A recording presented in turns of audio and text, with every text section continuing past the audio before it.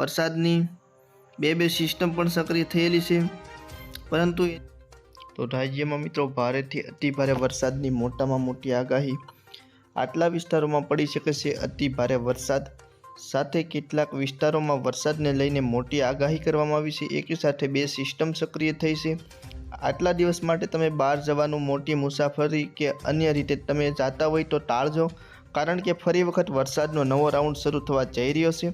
સંપૂર્ણ માહિતી મિત્રો આપણે આ એક જ વિડીયોની અંદર જોવાની છે। તો વિડીયોમાં આગળ વધતા પહેલાં ચેનલમાં નવા હો તો નીચે આપેલા સબસ્ક્રાઈબ બટનને દબાવી ચેનલને સબસ્ક્રાઈબ કરી દેજો, જેથી કરીને વરસાદની રોજે રોજની તાજી માહિતી તમને મળતી રહેશે। તો મિત્રો વાત કરીએ અત્યારે હવે આપણે સૌરાષ્ટ્રની, દક્ષિણ ગુજરાતની, મધ્ય ગુજરાતની એમ તમામ વિસ્તારની આપણે વાત કરવાની છે।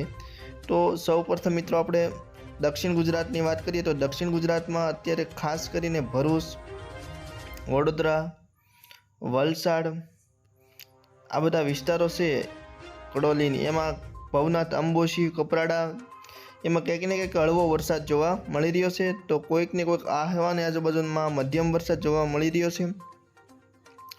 વાત કરીએ મિત્રો સૌરાષ્ટ્રની તો સૌરાષ્ટ્રમાં પણ અત્યારે ખાસ કરીને બહુ ભારે વરસાદ નહીં પણ કંઈક ને કંઈક મધ્યમ વરસાદ જોવા મળી રહ્યો છે। દ્વારકા, જૂનાગઢ, ઉના, ભાવનગર, થાનની આજુબાજુમાં મધ્યમથી ભારે વરસાદ જોવા મળી રહ્યો છે।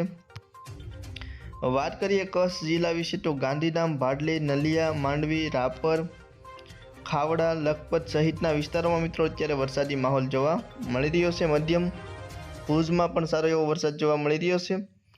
વાત કરીએ મિત્રો દક્ષિણ ગુજરાત, ઉત્તર ગુજરાતની, દક્ષિણ ગુજરાતની તો વાત કરીએ પણ આપણે ઉત્તર ગુજરાતની વાત કરીએ તો પાલનપુર, ખેડબ્રહ્મા, મહેસાણા, હિંમતનગર, રાધનપુર, ડુંગરપુર અને આબુ રોડ સુધીના વિસ્તારોમાં મધ્યમ વરસાદ જોવા મળી રહ્યો છે।